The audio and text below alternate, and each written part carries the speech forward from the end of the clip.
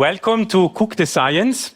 My name is Thomas Michaels. I'm a professor of soft and living matter physics here at ETH Zurich in the Department of Biology, where I'm also a member of the Bringing Materials to Life Consortium and now also of the World Food System Center here at ETH. And it's really a pleasure to see so many of you here. I guess chocolate is a very nice topic.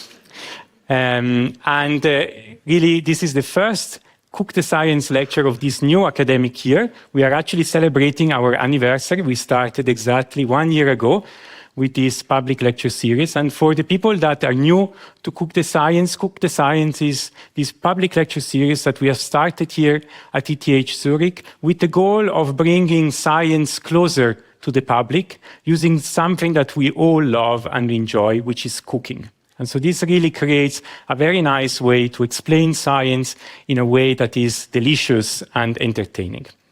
And every night we have a different kitchen science topic, which we are trying to make sense from this point of view of the science, and also from the point of view of the cooking with the help of chefs.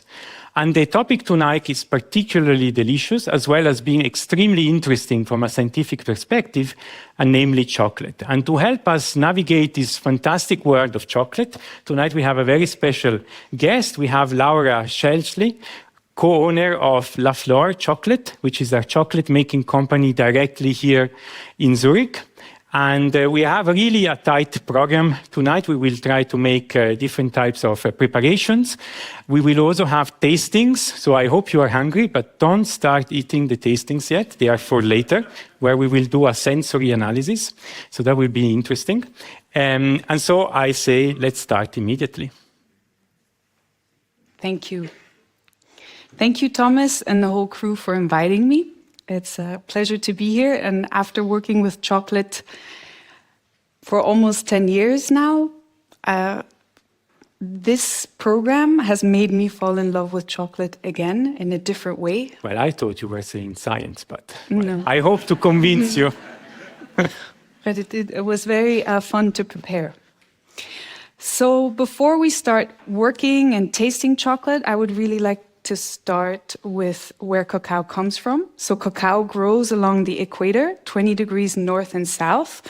On this map, you can see dots. This is where the cacao comes from that we work with. So we work with different farms and sometimes it's communities. We do the direct trade, so we work with them directly, and we do single origin chocolate. So each origin, one chocolate, and thanks to this diversity, we have different flavors in our chocolate, which we'll get to afterwards. The tree, the teoboma tree, is a rather small tree. On the picture to the left, you can see the tree growing underneath the much larger tree. This is a typical scene. In Zurich, we can also see these trees. So in the zoo, in the Moswallerhalle, there trees as well, if you don't want to pay any entrance, in the botanical garden on Saturday.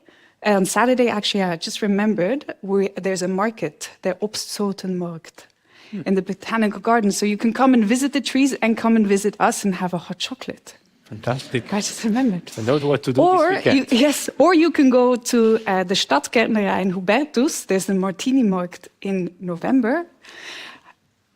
And you can visit these trees. The tree is a so-called cauliflory tree, so the flower grows directly from the trunk. In these images, you can see flowers as well as fruits growing at the same time. So quality cacao starts with the quality of the earth, with what kind of cacao is grown, harvesting of the cacao, so you want to pick the fruit ripe. So have you seen a fruit? Oh, wow. I brought you, so this is a dried fruit. So you can imagine a fresh fruit is about a half a kilo. If you just go like this for a second. So you can hear the seeds.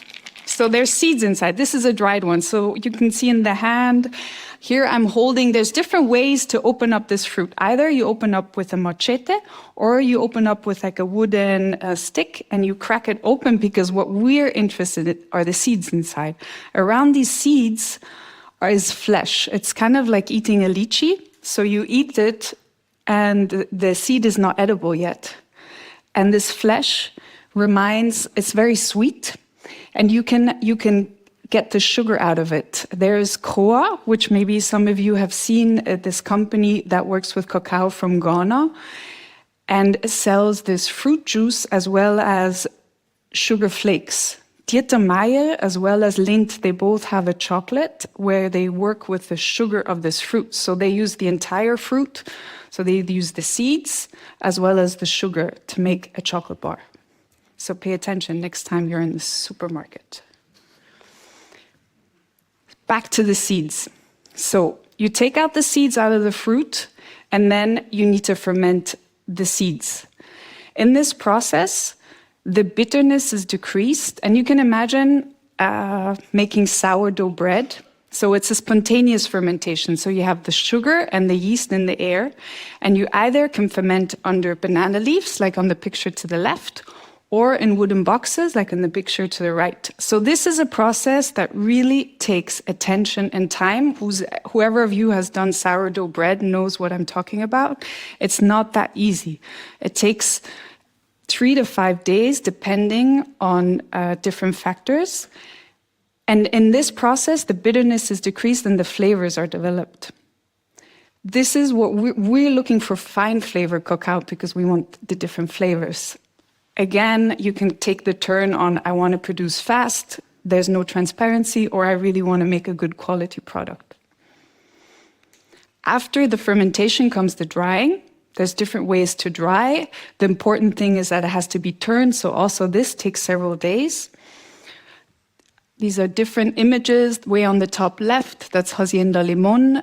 So they keep on walking around every half hour. They turn the beans. The lower left is a photo of Rodrigo and me in Venezuela. They're just taking in the beans because they have to lock in the beans because they might get stolen overnight. So they take them in, put them back out. And after 5 days, the cacao is dried and ready to be shipped. In this picture next to me is Ivo, one of my co-founders, who's also here tonight. He's actually just booked a ticket yesterday to go to Ecuador, and I'm really jealous. But I need to stay here because we have a lot of events. So, back to the seeds. The seeds then are ready to transport. We receive all our seeds, well, the beans, cacao beans, they comes by boat, usually on containers, but one of our cacaos comes by sailboat from Colombia. So we have these seeds, these beans. So if you want to peel one, yes. In front of you, you have already the peeled nibs. So if you can maybe just explain what you're doing. Yes, Thomas? I'm peeling the bean, and there is the coating around, and then inside all these cocoa nibs, which is exactly what you have also inside your little beakers. So is this roasted or not? So yours is roasted, so you're able to peel it. But so this is where our recipe begins. And actually the 2 chocolate makers from our team are here tonight too, Merit and Sora. Merit went to this university. She studied food science here. So maybe you can come and work with us someday if you're studying here.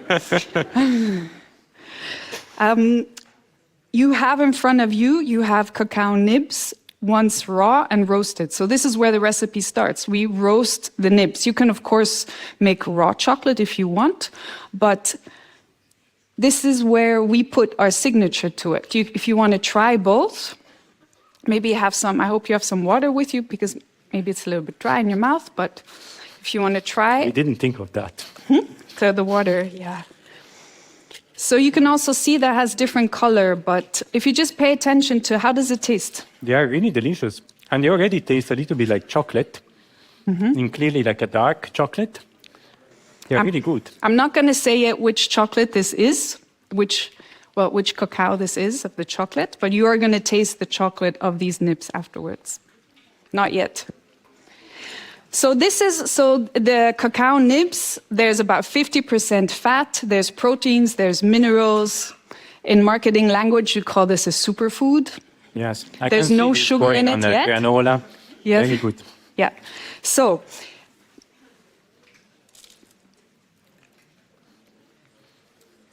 we make, so here there's pictures, but to also explain it, we have the cacao nibs which we roast, and then we grind it in a stone mélangeur down. And I brought the machine along, which we do recipe testings, and we receive a new harvest. We also use this. So we have the same machine, just in large. So this picture here is the 50 kilo, 60 kilo batch one. I'm going to show you how to make chocolate, because if maybe I do know a couple of people who own this machine. Maybe you do feel like making chocolate once. So we're going to explain the recipe. So we're going to have exactly a recipe how to make chocolate from scratch. And actually, you said this machine is not very expensive. No, it's about 500 francs. So a very nice Christmas idea. And if you're really nice to us, maybe we'll lend it to you. But you have to be really nice. Or we do a barter, something. So we're going to make a 70% chocolate, so about a 1 kilo batch. So we take 900 grams of cacao beans, which are these, and then you can roast them. You can roast, there's different ways to roast, but here I did a generalization of about between 85 and 20 degrees. If you do lower roast, you have more fruitiness. Darker roast, you go a little bit higher, 25 minutes, and then you peel the beans in front of the TV. That's a great, fun thing to do. And then you have these peeled nibs. And you're going to add them very slowly. Wait about an hour, and then we're going to add the sugar. So I have 700 grams of nibs, 300 grams of sugar, so that makes a 70% chocolate. If you want, you can see add... some mathematics there. Yes. Cacao butter, you can add if you want for the mouth feel, which we're going to afterwards you're going to explain cacao butter. Maybe while I'm tempering, it's a good time to explain cacao butter. You can add milk powder if you want to make milk chocolate, or if you want to make it really easy, you can add some lecithin. And then you grind it for about 24 hours. Okay, so I'm going to turn on this machine. It's going to be loud. It's going to be loud. So these two stones,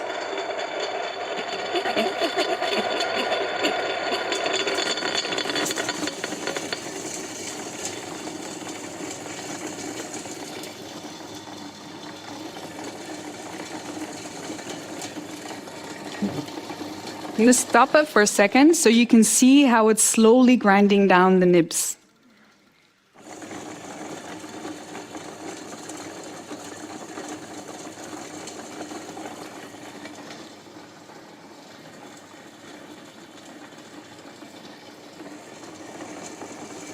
You can really smell the flavors. There's already, can you smell it? It's coming up. I can smell it. Okay. Shall I stop? Well, Shall I continue? I think we can wait. How long you said? Well, about an hour, and then we add the sugar. But then we Perfect. have to... Yes, we have an hour, so we can wait. Yeah. I'm going to turn it off. Yes.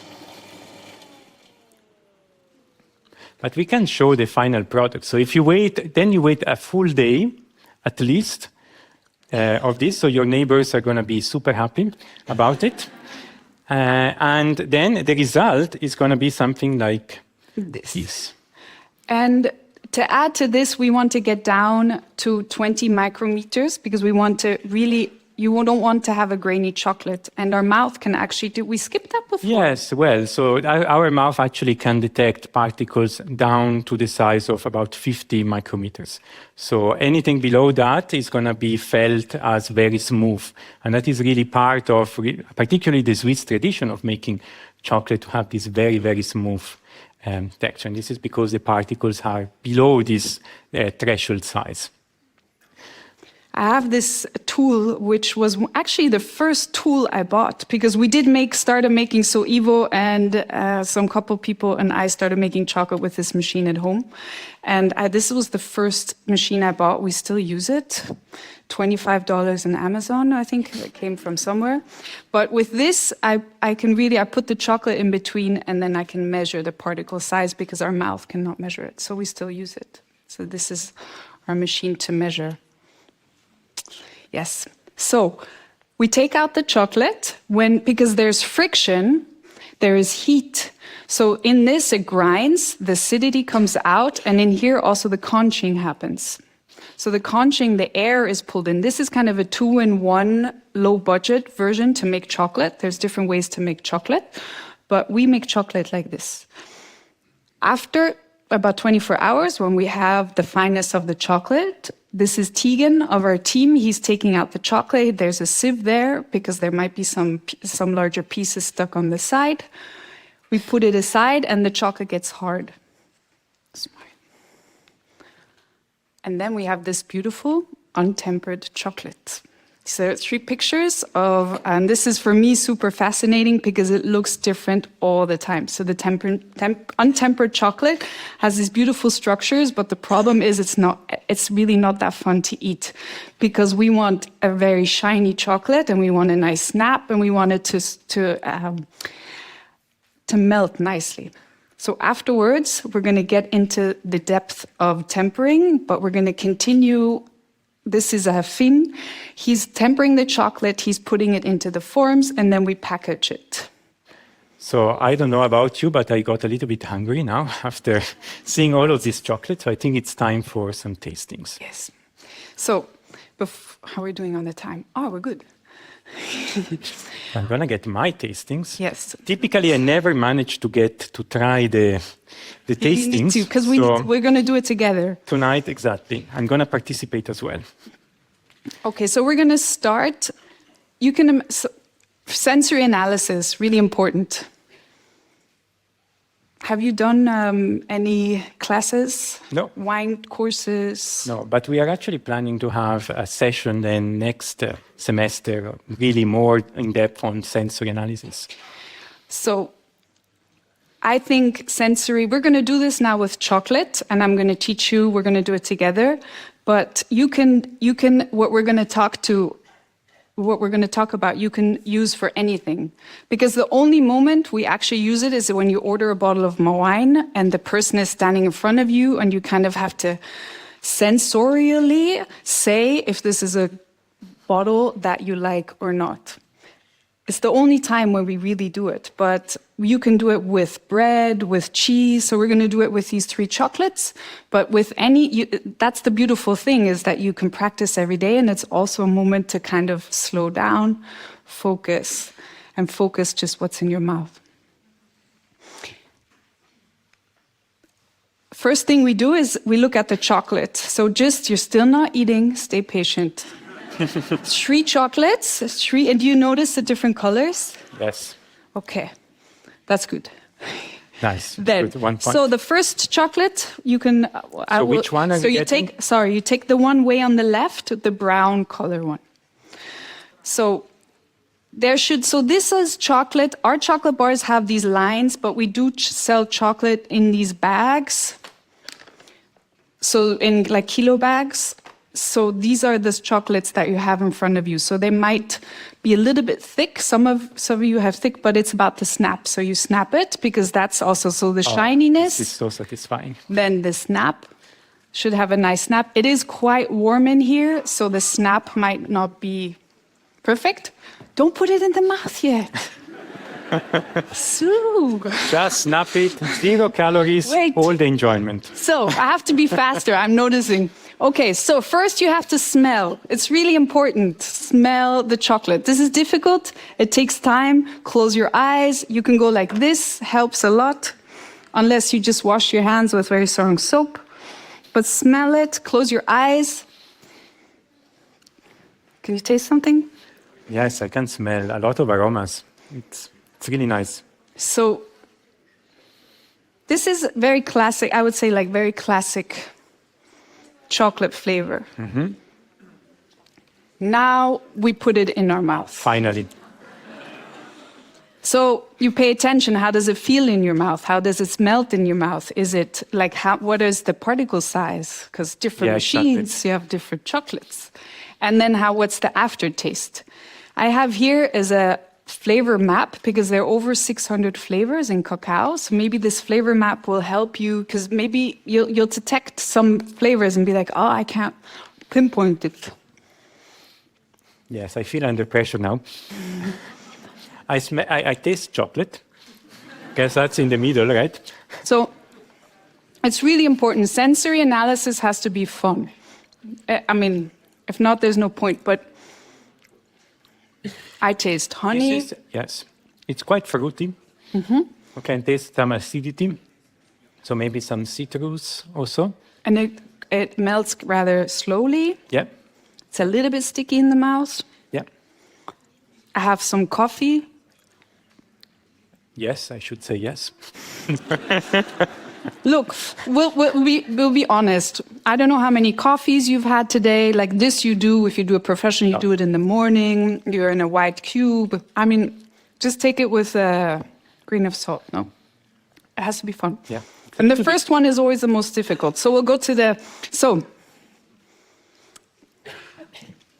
to get to the chocolate. This is our, I forgot this.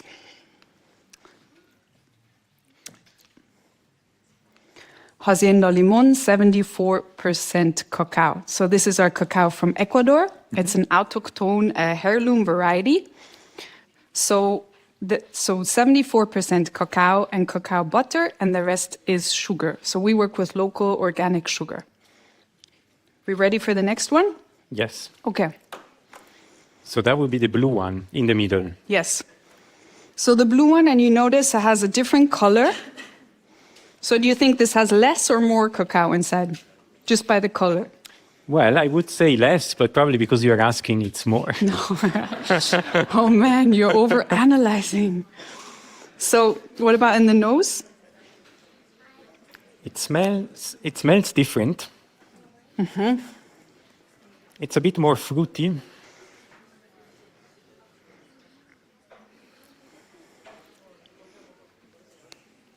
And then in the mouth, smells less dark, indeed.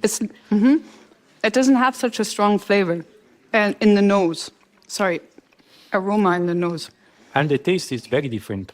So,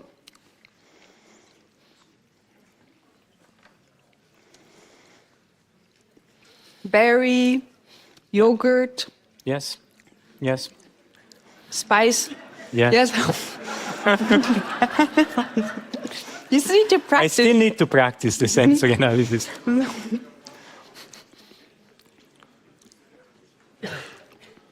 It has a totally different melt. Yeah. So this is our cacao from Colombia. It's a 80% cacao. So it actually has more cacao than the first one. And also the color is different. This is a cacao from Guaviare. It's 3 genetics that are mixed. And it's just this is our first time we managed to make it 80% chocolate. It's just so smooth and it's a very nice 80%. Yes. This is the cacao that comes by sailboat. Okay, last one. So the green one. Okay, so we'll do it together. We'll look at it. It's darker again, right? Yeah. Or any other thing you notice. The shininess is not that great with this chocolate, we can be honest, because it has been in the bag, so it's been touching each other. Oh, the taste is very different. It's a bit more earthy.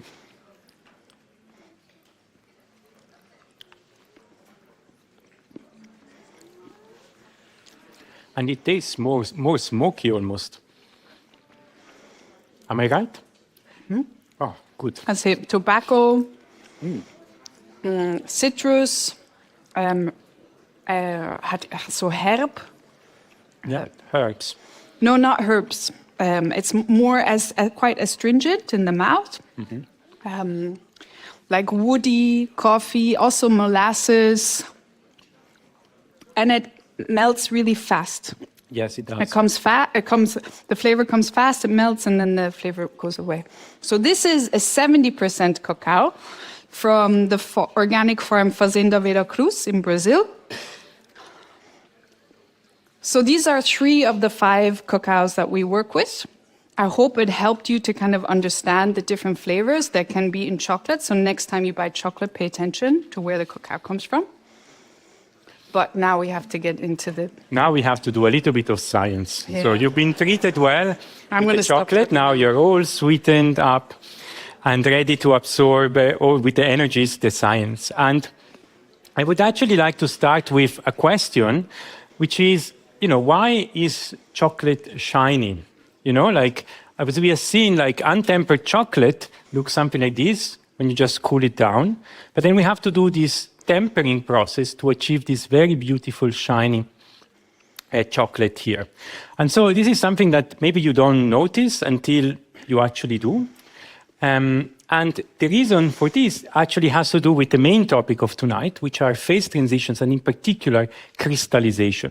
And so the reason is that chocolate is a crystalline material. It consists mainly of crystallized cocoa butter. And so what we have to do tonight to understand a little bit the science behind chocolate is that we have to understand the crystal structure of cocoa butter, which is the main fat in chocolate. And so that's why we have to talk about phase transitions. And so this is a very important topic of physics. I made it a little bit more appealing by adding the word delicious to it, so it would actually be more manageable, but it's actually a very important topic. And so, as we have said, chocolate is a crystalline material, and a crystalline solid is a group of molecules that has a particular ordered organization. So you see the molecules, they are ordered in a particular way, they occupy very specific positions. And this is very different, for example, from the same molecules in a liquid state. So in this case, in a liquid, the molecules would not occupy a particular ordered positions. They can move around, they slide onto each other, and this is why the liquid flows. And now, phase transitions describe the transition between these different phases. So we know this, for example, with water that can exist as a solid, ice, then melt into water, and then become a gas.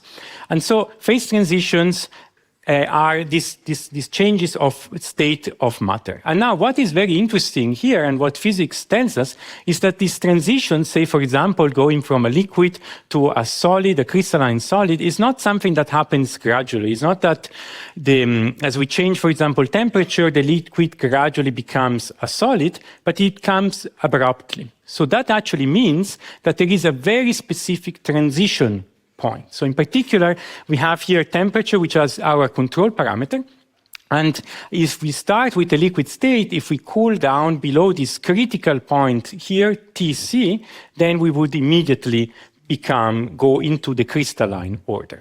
And the way to understand this is that physics tells us that this phase transitions or this phase behavior is typically due to a competition between two things. On the one side, molecular agitation, which is the jiggling of the molecules due to thermal energy. So we are embedded in a certain temperature, and this temperature gives energy to the molecules that can move around.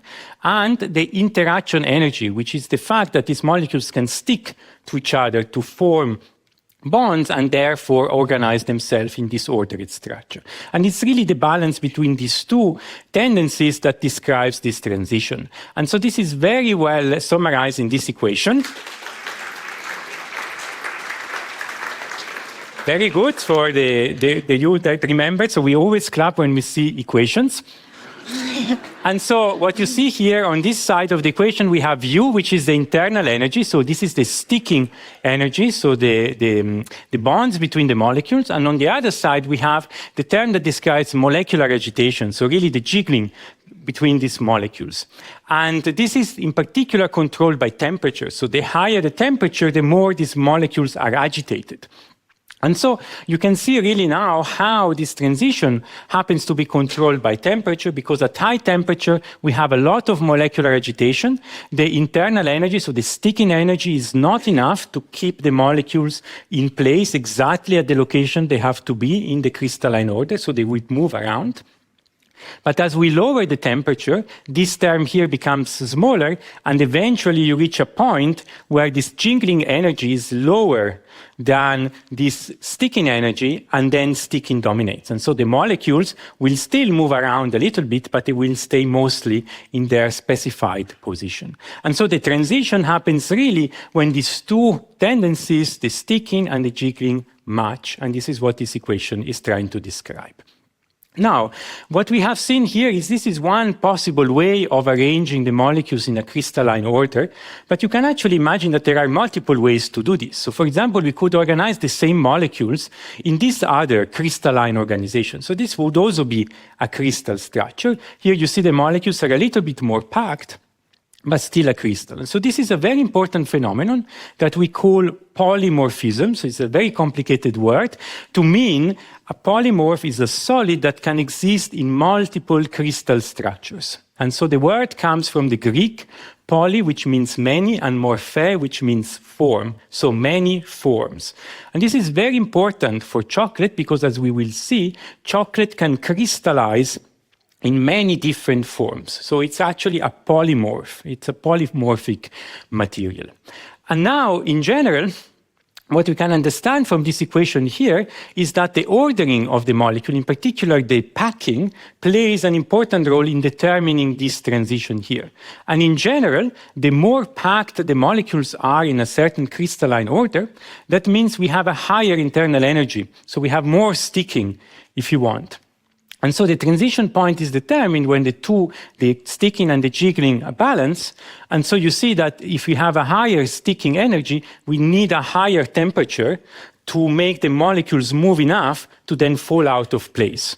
And so we would expect that this type of crystal structure here has actually a higher melting temperature. So there is a different point at which this one melts. And this is, again, very important to keep in mind for chocolate, because these different types of crystal structures that chocolate can form will melt at different points.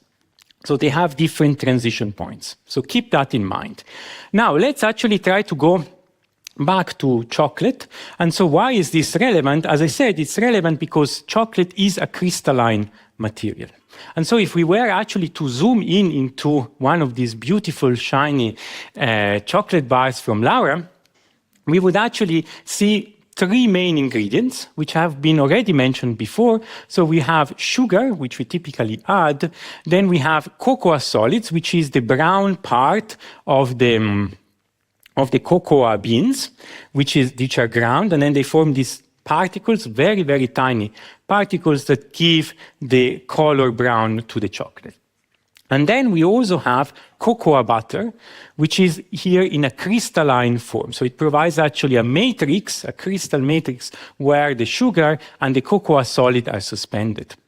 And so this cocoa butter comes from the beans, because actually the main ingredient, the main component of the cocoa beans are actually lipids, so mainly cocoa butter. So there is a lot of fat in these cocoa beans, and this fat comes out as we grind, and also with the temperature, it really melts out of the beans.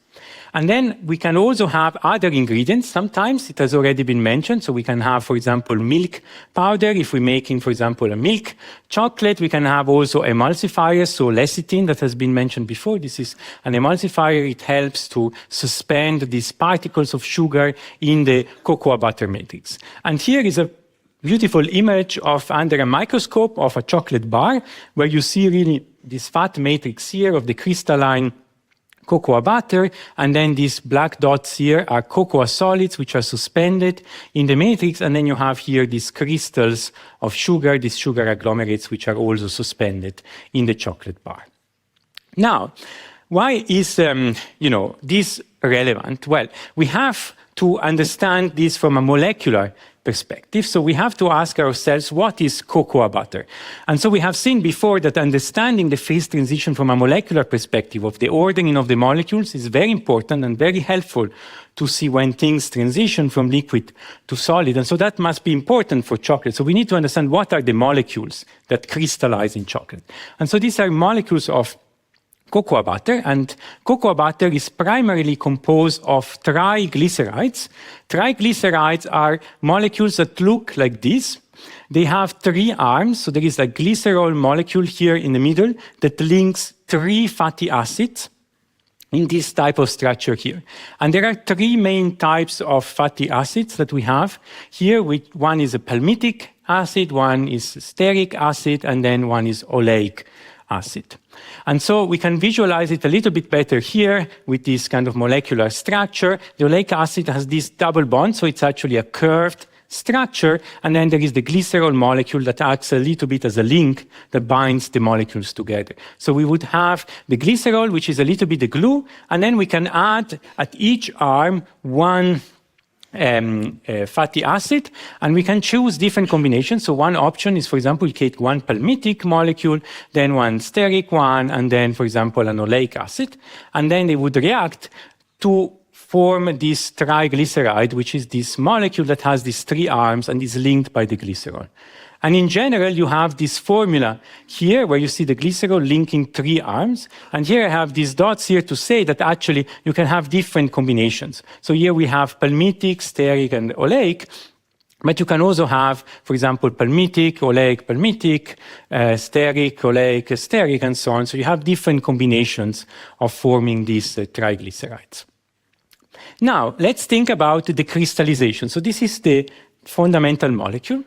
And so when we're thinking about the crystallization, well, of course, what we are thinking about is the ordering of molecules.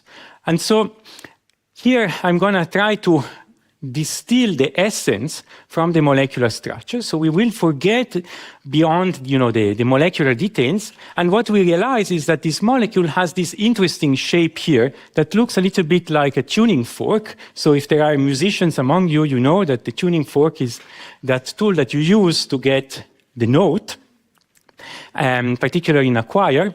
And so now, if we want to now crystallize these molecules, we have to think about ordering these molecules in a crystalline structure. And so you can already appreciate that just because of the complex shape of these molecules, there are different ways in which you could do that. So one way is you could order the molecules in this way here, which is called a double chain packing. Or you could imagine, for example, ordering them in this way, which is called a triple chain packing. And what you see here is that in this case here, the molecules are a little bit closer together. So this is a more tightly packed arrangement. And according to the rule before, if you remember the equation, U is equal to Ts, we would expect that this structure here would have a higher melting temperature compared to this structure over here. And then if over the weekend you don't have anything better to do, you can start thinking and playing on your own about how many different ways you have to organize these tuning fork structures. And actually the answer is that there are 6 possible crystal structures that you can form from these molecules, which are called phases 1, 2, 3, 4, 5, and 6, very conveniently. And so what does it mean? It means that chocolate is a polymorph, so it can crystallize in many different structures. And as I said, this is very important, and these different structures have different properties. For example, different melting temperatures, different characteristics. And so what is important here to notice is that it's just the crystal structure that changes. It's always chocolate, it's always the same molecules of cocoa butter. It's just that we are arranging them in slightly different ways. So it's really about the packing of the molecules. The chemistry is the same. Okay? And so in general, as we go from phase 1 to phase 6, the molecules are more tightly packed together. And as I said, this has consequences for the properties. In particular, the more tightly packed the molecules are, the higher the melting temperature is going to be. And in fact, this is what we see here. So phase 1 melts at 18 degrees. So it means that below 18 degrees, it's a solid, it's a crystal, and above 18 degrees, it's a liquid. And then phase 2 melts at 22 degrees, phase 3, 26, 29 for 4, 34 for 5, and 36 for 5. Temperature is not the only, or melting temperature is not the only characteristic that changes. Also, the tightly packed nature of phase 6 means also that there is a different texture. So the more tightly packed the molecules are, the more firm the structure is, the harder it is. And so this is actually very important, because the point to remember is that when you're making chocolate, there is one crystal phase, particular crystal 5, which is particularly desirable. It's the one phase that you want to achieve in chocolate. It's the shiny one, it's the one that has the right snap, it melts in your mouth, it doesn't melt on your hands. And so we can actually understand this because, for example, crystal 4, it's not very shiny, it's a bit soft, it doesn't really snap, and it melts easily. So if you look at the temperature of melting, it's 29 degrees. So it would actually melt on your hands, which has a kind of similar temperature. Crystal 6 is this kind of more hard, a bit crumbly structure. It doesn't melt easily in your mouth. In fact, the melting temperature is 36 degrees, so very close to the temperature in our mouth. And so crystal 5 actually is a much better structure because it has the right level of firmness, it has this perfect snap, and also from the melting point of view, it's perfect. It melts at about 34 degrees, so just below the temperature of the mouth, so it would melt in your mouth, but it wouldn't melt on your hands.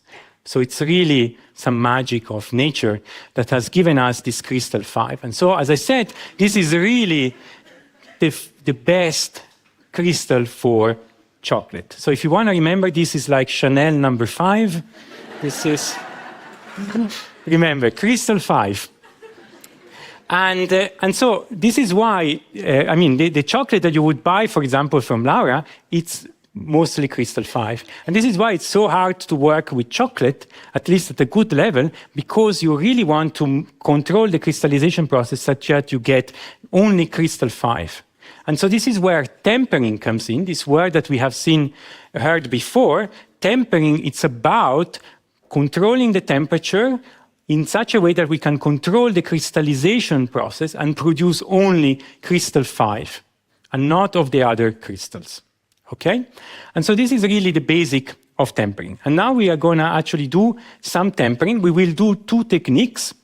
One technique is on the marble, so this is the old style, very traditional way of doing it. It's quite challenging, so good luck. And then we'll have another technique, which is by seeding, which is, I think, much easier to do, particularly at home. And so before we do that, I would like to explain the basics, physics behind tempering, as I said, from a physicist, and then we will actually understand how you really do it. And so the key concept that comes when you're thinking about tempering is the concept of nucleation, so in particular crystal nucleation. And the idea of nucleation is that if you start from your liquid state and you lower the temperature below the melting point, then your crystal is going to form. Now, this transition is not going to happen immediately. It's going to take a little while. And why is this? Because of nucleation. So we have to form some small crystal nuclei first, some critical mass of nuclei of crystal, before these are able to grow. Okay? And so we have to nucleate these crystals, and then they are able to grow, and then the whole chocolate is going to crystallize. But this process of growth here is fast, but the nucleation process is very slow. And this is why we have to wait for it and help it a little bit. And a good way to think about it is to think about, for example, a dance party. So you invite people at home, you have music, but nobody dances.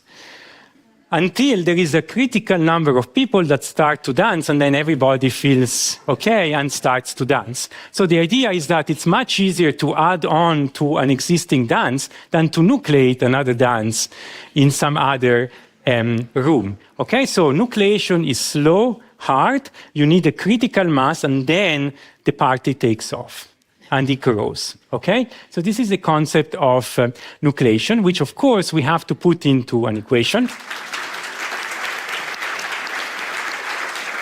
So this equation here tells us the nucleation rate, so how fast these nuclei form. And the idea is that if you are below the melting point of a particular phase, you want to form the crystal, but you're going to wait a little bit. And the reason why you have to wait is that even though the crystal wants to form, there is an energy barrier that you have to overcome for this crystal to form. And this barrier is this nucleation barrier, delta G star, which comes in the rate here of nucleation. And one very important thing to remember here that is very useful as a cook, this is what I say as a physicist, of course, is that in general, the further down you cool your liquid from the melting point, the faster the nucleation rate is going to be. So the faster you're going to form this nuclei. So the lower you cool, the faster the nucleation. And this will play a role in the tempering process.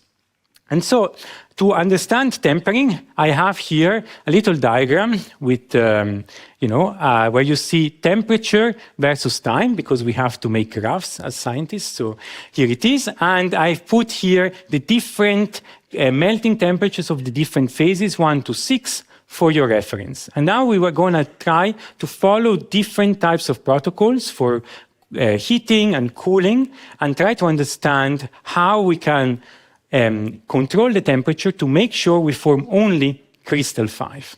Okay? And so the first step, of course, is to heat up the mixture.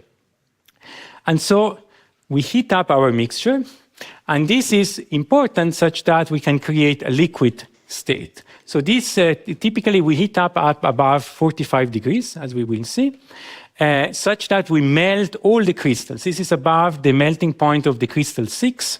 And so we have no crystals here. Now, if we were simply to cool down to room temperature, what will happen is it will crystallize. At some point, it will form a solid, so all these molecules order in some way. But you see that you are actually below the melting points of crystal 3, 4, 5, and 6.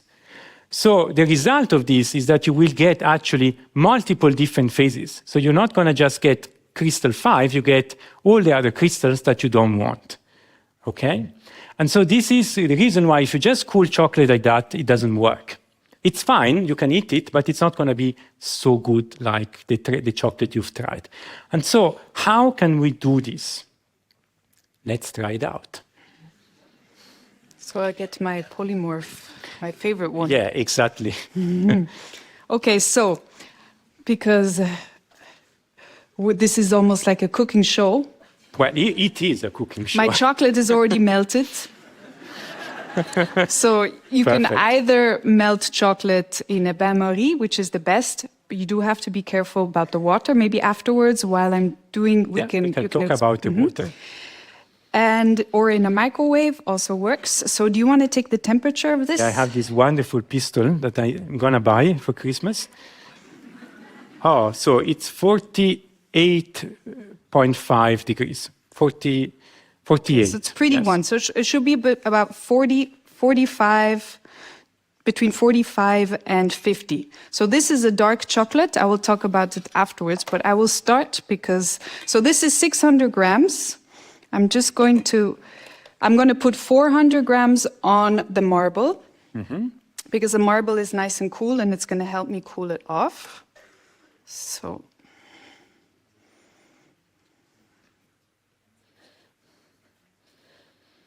now we are at such a temperature that there is no crystal in here.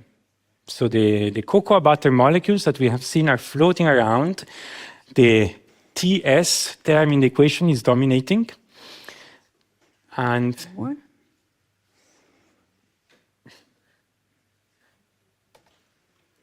There we go. Okay, so I added 400 grams of the chocolate. Now, ideally, you'd keep this chocolate at the same temperature. So I'm going to put it, back into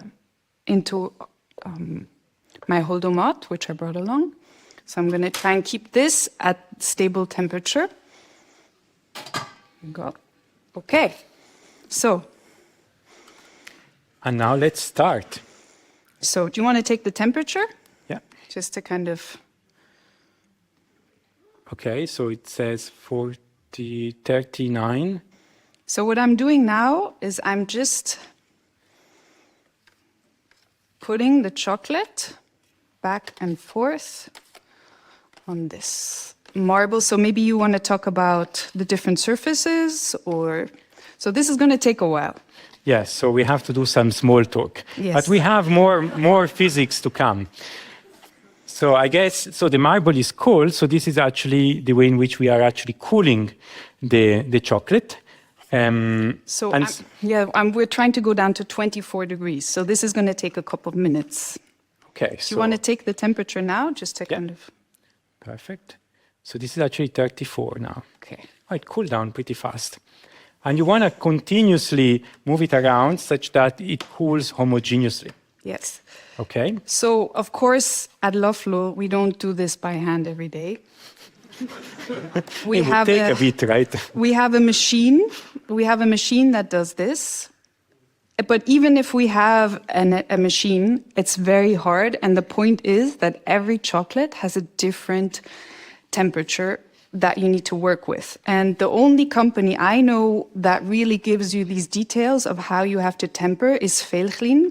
So if you really want to get the perfect tempering point, like if you buy Schälchli chocolate, you can order it online. They will tell you the exact temperatures you need to work with, because every chocolate is different. So this is a dark chocolate. This is the first chocolate that you tried. Yes, very nice. This was Hacienda Limon, 74%. So okay, now the temperature chocolate is 31 degrees. Okay, so it's still going to take a while. So now we are trying to cool it down and to promote nucleation. So we are actually trying to lower the T times S part of the equation to a point where the sticking energy is starting to kick in and the molecules can organize themselves in a crystal structure. But now, I told you, we have to be careful about how exactly we do it. And so I'm going to explain in the meantime, while Laura is making her magic there, exactly how we can do this. So remember our graph from before? The first step, as I said, is to heat up. So this is now the chocolate that came out from the holdomat there at a temperature of about 45 degrees. Now, these temperatures here that I mentioned here, maybe a point to mention, is they depend on the chocolate type. Because as we have seen, there are different fatty acid compositions, the molecules are not exactly the same, and there are also other ingredients in the chocolate, in particular sugar. And so exactly at which point the different crystal structures melt, it's slightly different for each one. So the temperatures I gave you, it's a rough range. That means that each crystal actually has a sharp temperature at which it melts, but that temperature can vary from sample to sample. So that's why maybe you have to adapt your recipe a little bit to the chocolate. And we are going to give exactly the temperatures for this chocolate here. But let's keep this reference temperature as before. Now, we are cooling down. Now, as I said, the point is that if we are cooling down just to 25 degrees, we would form all other crystal types. And so how can we ensure that in the cooling process we form only crystal 5? So there is actually one interesting fact, which is that crystal 6 is very slow at nucleating. This is a very useful thing for us because we can actually neglect it for our purposes. And so let's imagine we cannot nucleate crystal 6. So what could we do to make sure that only crystal 5 nucleates? Well, instead of cooling down to 25 degrees, we can cool down to a temperature that is below the melting point of crystal 5 and above the melting point of the other crystals. Okay, so something, let's say, around 31, 30 degrees. Okay? And this seems to be the solution. Perfect. No, wait. Nucleation. So we have seen that, like the dance party, it's not that easy to nucleate the crystal. So these crystals are going to take a long time to nucleate. And so remember that the further down we are from the melting point, the faster the nucleation is. So we are very close to the melting temperature, actually, of crystal 5. So that means nucleation is going to be very slow. And we have the exponential in the rate. So that means, actually, the effect is very strong. Exponentials can make a big difference. And so at this temperature here, nucleation is very slow, and it can take up to hours. So, good luck. We can wait. And it's nice and warm in this room. So. Yes, and it smells very good, by the way. So, but we can give it a little bit of help. So what can we do? Well, as I said, we could actually undercool it a little bit and use the fact that the further down we are from the melting point, the faster the nucleation is. So if we actually were to cool it down to say about 25 degrees, and so what is your goal, you said? 24. 24 degrees. Okay, so correct the graph to something like this. Well, Then- it's between 24 and 28. Perfect. Well, okay, then I knew it.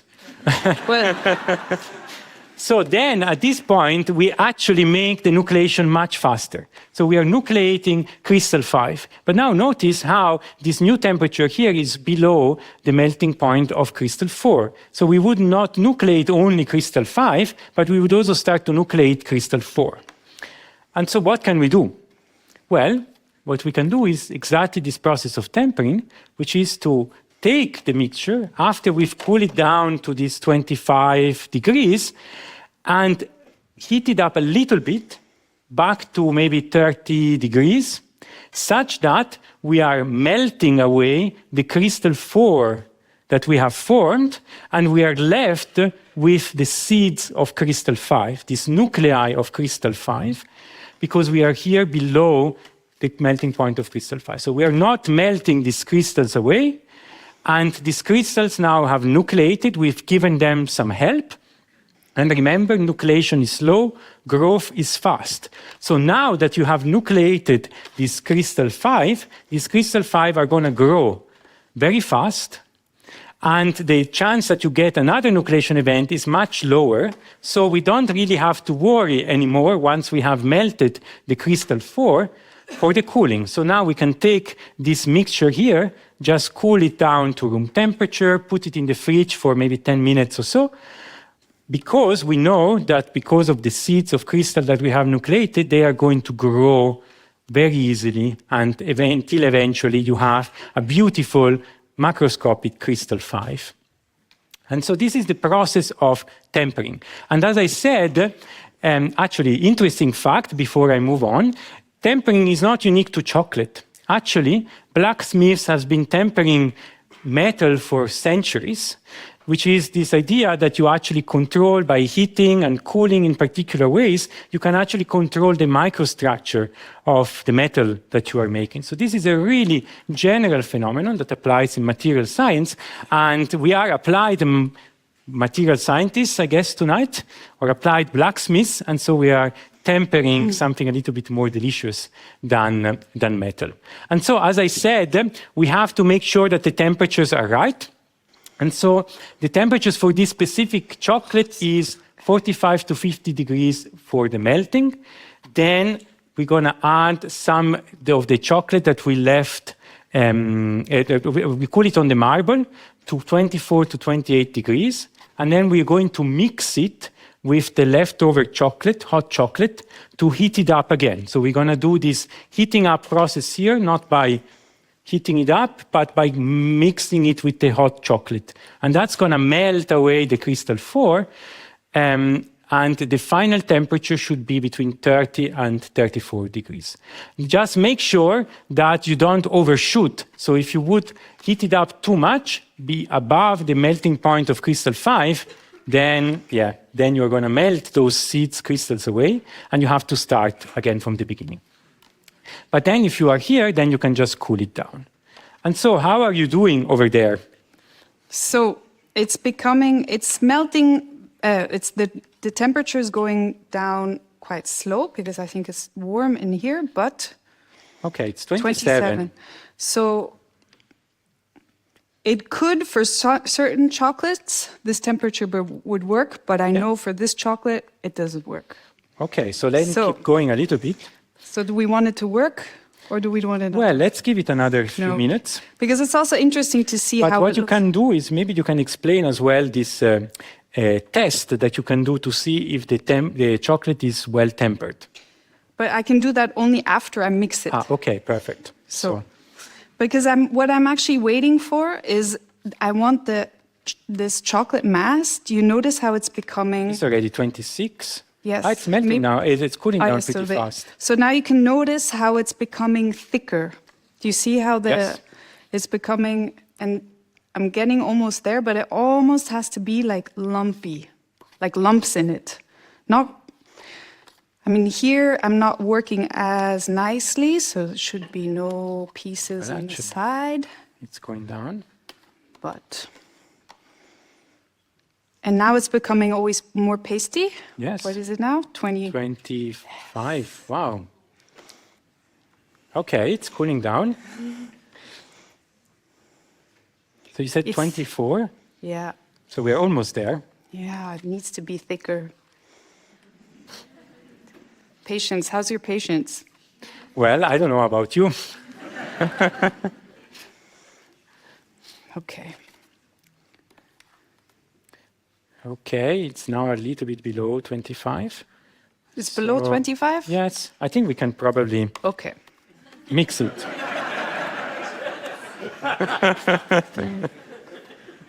I didn't see the temperature, but I believe you. Okay. Well, this is definitely the nicer, more beautiful method, but the method we're going to show afterwards is The a little seeding is much easier. Okay, we Do you see need that. any help? Yes, so you can just take this bowl. Just be careful. On one side, there's some chocolate. So, needs to be a little bit cooler. There. Wow.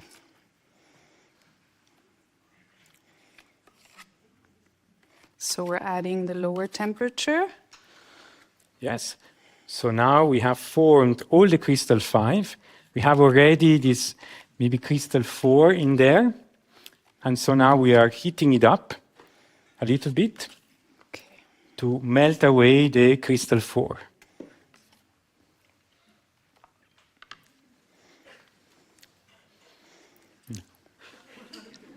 It's really good. Okay. So you can see the two different Textures. textures in it. Yeah. You can see the thicker and the liquid one. So now, very patiently, do you want to take the temperature? Oh, 34, So- 35. Maybe so- we are just 34. It keeps oscillating a little bit because of Because- course, 33.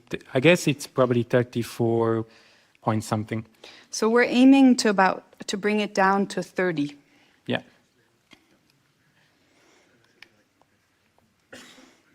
Uh, 33 point, yeah.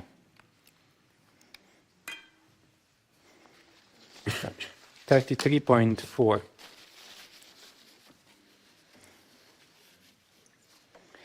Okay. So we haven't overshoot it. That's good. No. What we're going to do afterwards is we're going to make kind of slabs. So we're going to put it on this, and then I brought some decoration along. So I brought some caramelized hazelnuts and salt. So you can make hazelnuts with salt, chocolate, no caramel. And so what is this test that now you could do? Yes, so what we can do is I want to check the tempering. So because this is a cool piece of metal, I can go like this. So we can see actually the difference. I'll put this here for a second. Because so this was at temperature 33. Yeah, perfect. So And so what are you looking for here? well, we have to wait. For this, we have to wait until it gets hard, and then we can see if the shininess remains or if there's the dots on it. I see. And so it's well tempered if it is shiny. Yes, but we can see that only after everybody left. Yeah, exactly. Okay, so we're looking between 30 and 34. Well, it's 32.4 now. Okay. Is it there? Okay, they're telling me it's good. Perfect. They know the chocolate the best because they do this process every day. So, so you're going to do the decoration, right? Yes. Okay. 1. Oh, we're going to make 2. Nice.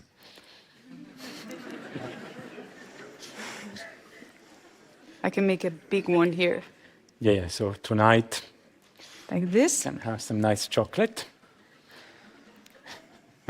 Okay. So you just need to kind of shake it a bit before you put something on, because you want it to dilute. There you How do go. I say was it? already doing the wrong Yes, thing. you're ready. So you just kind of shake, how do you say, shake the tray a bit? Perfect. Yes. It looks so yummy and shiny. So can I decorate it with Yes. some... Look a little bit like this. See the air bubbles come out? Oh, yes. Okay. Yeah, let's make it really decadent.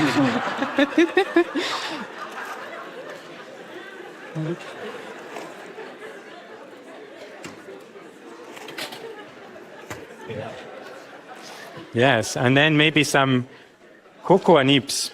Are you going to share this with anybody or? So is this cocoa nibs or this is... No, this is, careful, this is No, for this the is for seeding. later. So I'm gonna put some cacao nibs, the roasted ones, yes. And then maybe a little bit of Alp salt.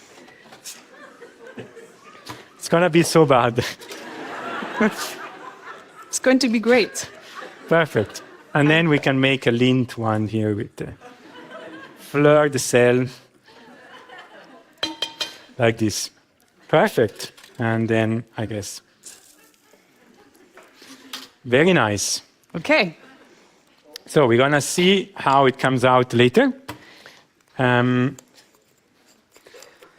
And it's gonna be beautifully shiny and delicious. So then at the end you can come down and try it out. If it works. And take this, put it here. Perfect. And then we do the next preparation. Yes. And so we're gonna try a different tempering method. So the traditional one we have seen, we cool it down, we do the undercooling to help the nucleation.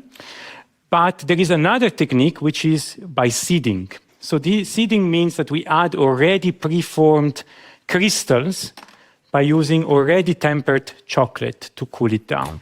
So do you want to explain what you are going to do? Yes. So I have here so this is milk chocolate. So it has a little bit different tempering method. Tempering. So in general, the degrees. temperatures are going to be lower for milk chocolate and then for white chocolate. And so this is particularly due to the different composition and different sugar. So the T times S part is a little bit lower for milk chocolate and then white chocolate. So you have to adapt the recipe to your... But the principle is the same, of course. The physics is always So the same. this should be 46, 45, 46. Perfect. It's perfect. Okay. So I have 600 grams of magically melted chocolate ready. And here I have 150 grams of chopped chocolate. It's the same chocolate. So this is really already the made chocolate. As I said, the one you buy, it's already crystal 5. So because the chocolatier has done the work for you. And so we are going to add already formed crystals in there to give it a little bit of help. And I'm not going to add it all at once. So. And this is going to cool down the chocolate, as well as introducing already preformed crystals.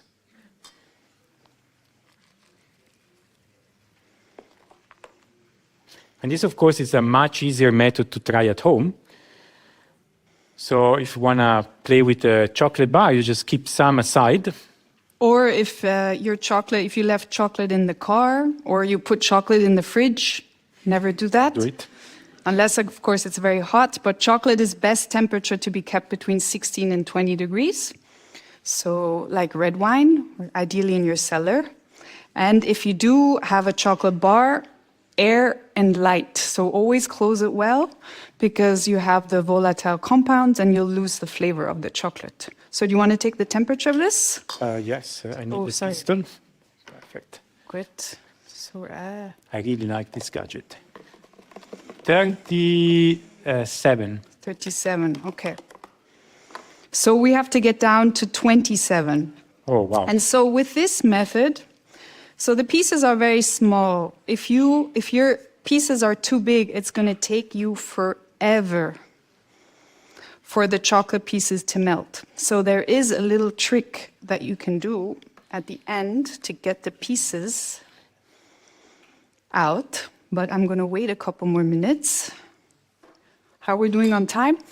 Yes, we are good. So I can actually talk a little bit about the science of this. Yes. So what is the idea behind the seeding?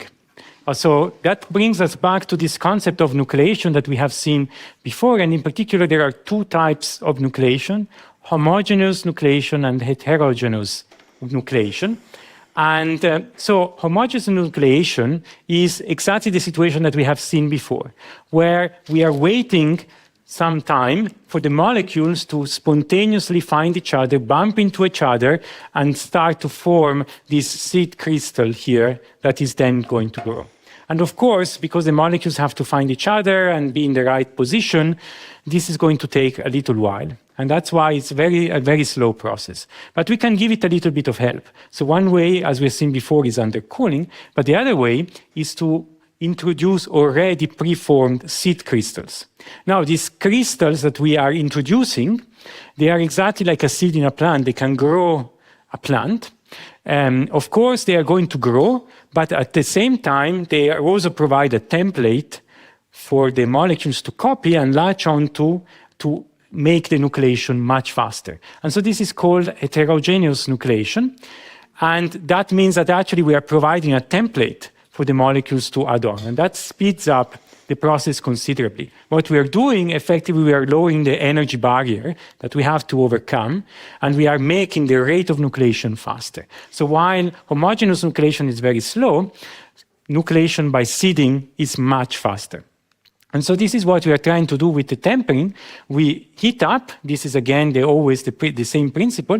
But then we are cooling down by adding already preformed crystals. And so here we are adding already preformed chocolate crystals. And again, we're going to go down to the temperature. You said the goal is 27? Yes. Yes. Perfect. And then we are going to melt it up again, a little bit, increase by a couple of degrees. 2 degrees. 2 degrees to really then finish it off, and then it can cool down. And this is a very nice process to do at home. And this is the recipe for this milk chocolate. The temperatures are a little bit different from the dark chocolate, as I said, because of the different composition. So how are you doing over there? So I am at 34.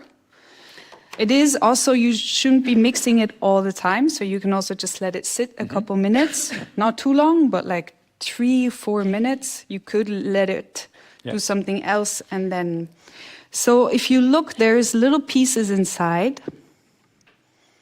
So you were discussing this trick before. So what can you do? So you can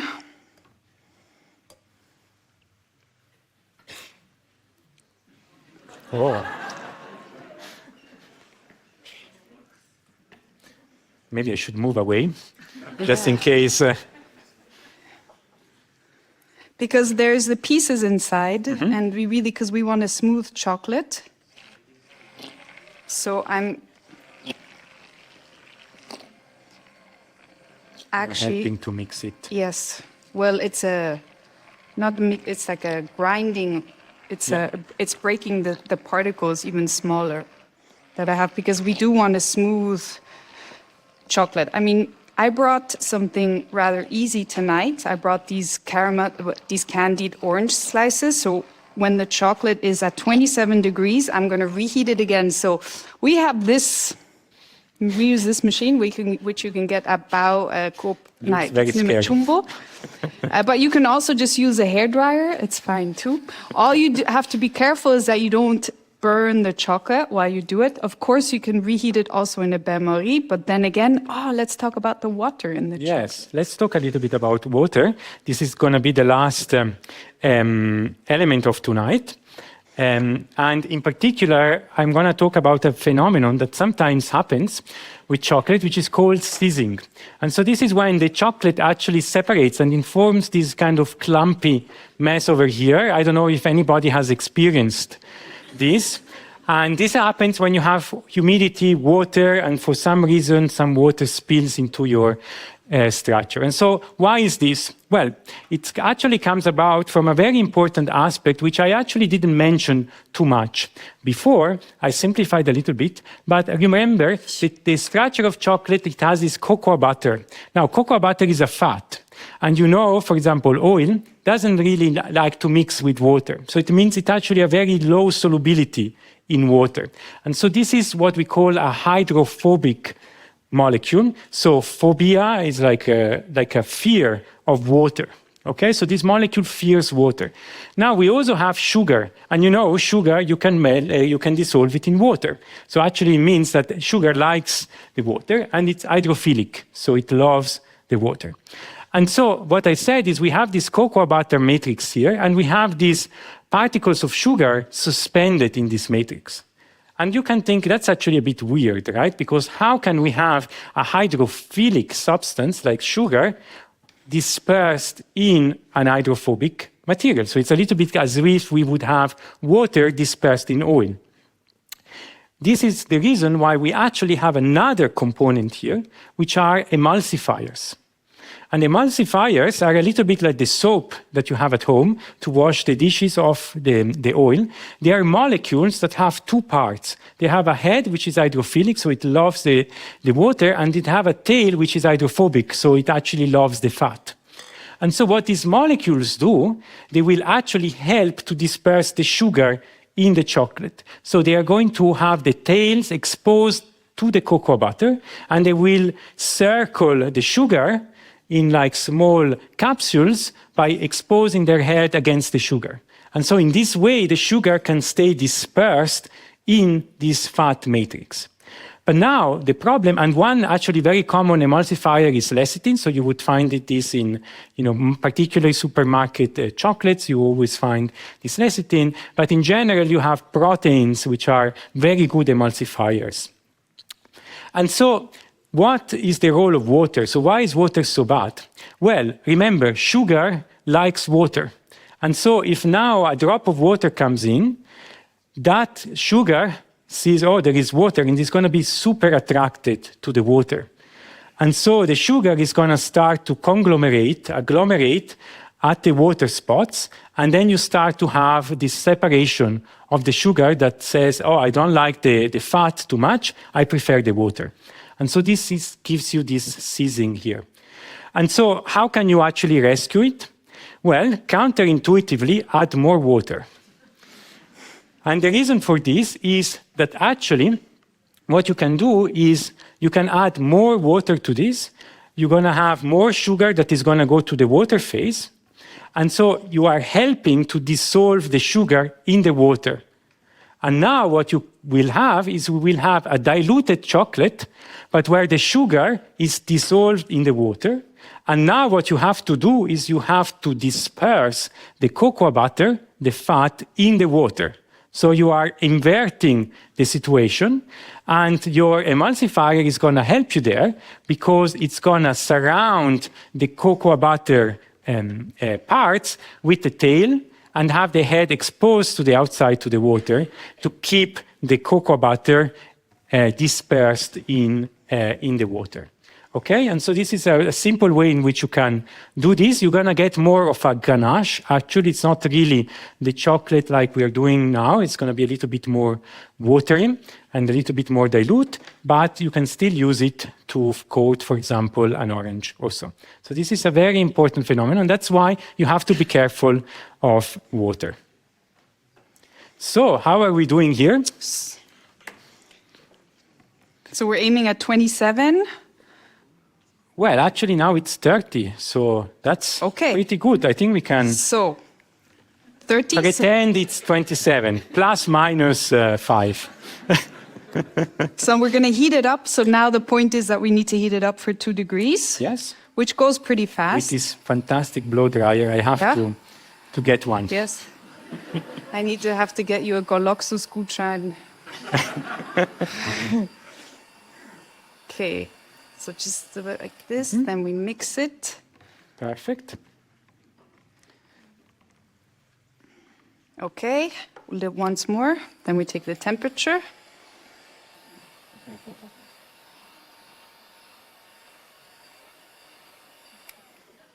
Okay. So are you going to do the dipping of the oranges? Yes. Okay, I thought so. It's 32.5, 33. So maybe Okay. we've gone just a touch Too much. Okay. So test.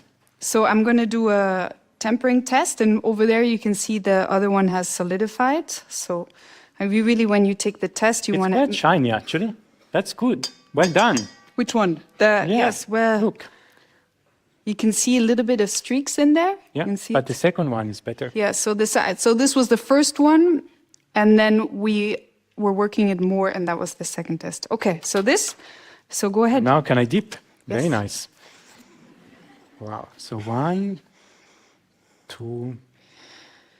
So you can retemper chocolate again and again. So if something happens with the chocolate, you on purpose put it in the fridge or whatever, you just temper it again. You can practice it. You As see, you this see, is this is a really- very meditative thing. You cannot hurry the process, especially if the room is 28 degrees.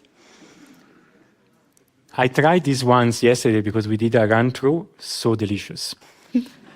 Did you eat So- them already? Yes. They were so good. Perfect. So you see how easy that is. Actually, this is really good. So you can really turn for Christmas. You want to do a nice present for your boyfriend or girlfriend. Have like strawberries dipped in chocolate. You can really turn them. Just not put them in the fridge. Do the tempering. Use nucleation physics, and you're gonna get super shiny and beautiful dipped oranges or strawberries. So thank you very much, Laura, for this. This is now time to conclude. You wanted to say something? Yes, just you can come and visit us and see this machine in large. So we're open 4 days a week, Monday to Friday, from 3 to 6:30, and on Saturdays. Come and visit us, see the machines. Everything is behind glass. You can book a tour. If you're interested, I did leave my email. They said in this crowd, it's very dangerous to do that. Yeah, I'm So sure I will everybody's gonna forward you email you. No. all questions. I might just forward to Thomas. So, but if you have any questions on chocolate or anything on the world of chocolate, you can email me and come to visit. Also, if you more can come in the evening, our next event is on the 25th of November. Thank you. Fantastic. Thank you very much. Wait.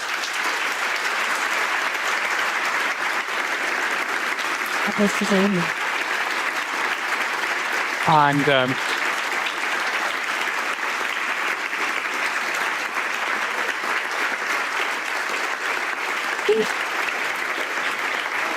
so don't forget the next event, which is going to be on the 29th of October with Professor Patrick Rus, who is a former planted scientist, and with Chef Michaela Frank. We're going to talk about plant-based cooking, and in particular, how you can use physics to change the texture of your tofu and make it super delicious. So it's going to be very interesting. The signing up opens tomorrow, so be ready for the registration. And at the end, please fill out the exit survey. Let us know what you think. If you have suggestions for new topics, ideas, please leave your ideas. Follow us on Instagram, and I would like to thank our sponsors, in particular the Swiss National Science Foundation and the Cogito Foundation. And thank you everyone for coming, and please use what you've learned to become scientists and explore. Have fun with the chocolate. Try different temperatures, different techniques, and try to make sense of it based on what we've discussed tonight. Have a nice evening.